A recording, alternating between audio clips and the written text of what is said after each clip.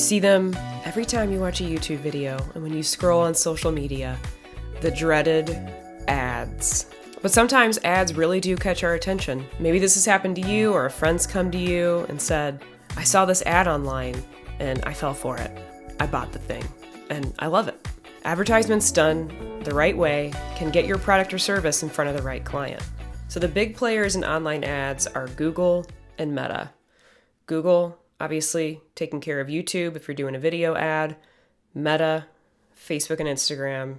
I will say this, what's great about working with Google is that you can actually get a real person to talk to about how to set up the ads if it gets too complex. Meta, I have not seen anything where you can ever talk to a person. However, Meta does make it pretty simple once you go through the process. Same with Google though. Once you do it once, it starts to become easier to do that process again. Google and Meta both have really helpful how-to guides, and I've got those linked in the PDF for you. I think a big question to ask is this worth it? Is it worth the money? Is it worth the time to do advertising with these two big companies?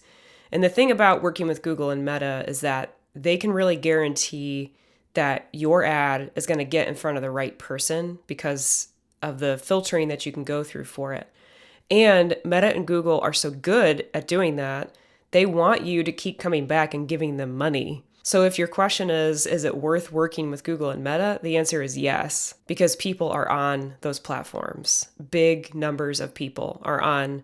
The highest one is YouTube, and then basically second, third are Facebook and Instagram. So that's where the people are. Sometimes just even a really short couple of day boost can do wonders for your post. I know of an example of a nonprofit that was offering ESL classes in their area, and they hadn't done an ad for it yet, but they would get maybe one person a month or one every few months that would see that they had it on their website just by trying to do a Google search. But they did an ad on Facebook for under $100 for 4 weeks, and they had dozens of signups.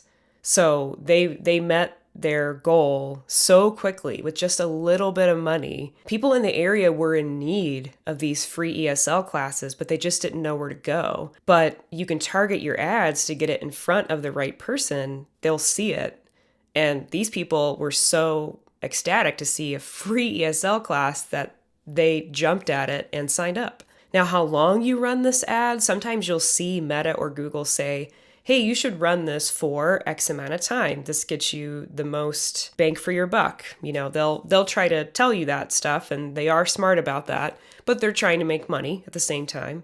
If you're just trying to boost a post that you made, you could do that for a few days. That can be effective.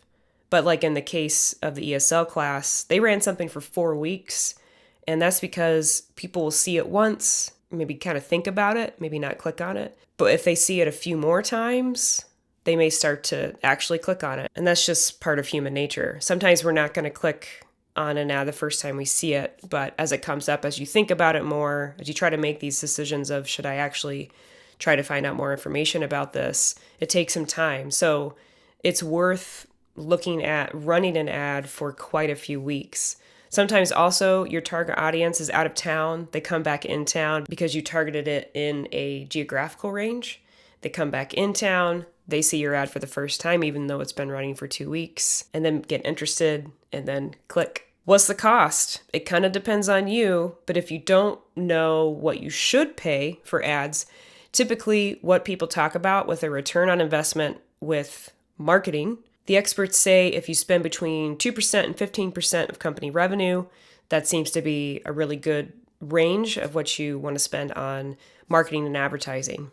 HubSpot has a great article about it. I've linked that in my PDF. Again, you can have a pretty low budget and run an ad. If you're doing it for the first time, do a low budget ad and see what happens. See how many clicks you got. See how many website visits you got.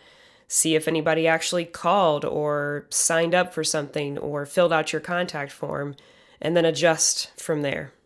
What content should you use? As I brought up before, videos will always go farther than static content, but static content can still win someone over, because I once bought a shirt that I saw on Instagram, but I didn't buy it until I had seen the ad about 5 times. The best thing to do is take your time with the ad, get it approved by a couple of people at your business. Do they think it's good? Is there some tweaking that needs to happen? Does it grab attention well? Show it in front of a spouse or a friend and say, hey, do you think this is funny, or does this grab your attention? Try to collaborate. That's the best way you're going to find out if it's going to grab someone's attention or not. The last thing I'll say about advertising is that if you're a nonprofit, there are huge benefits for you on Google. I've got a link to this, but even if you Google search Google Ad Grant, you'll see a page that gets into more of the details for it. But currently in late 2025, the Google Ad Grant for nonprofits can get you up to $10,000 worth of ads per month. There are some eligibility requirements. I also have that linked in the PDF, but as you Google it, you'll be able to see what those eligibility requirements are. This could be very beneficial for you to be able to run ads.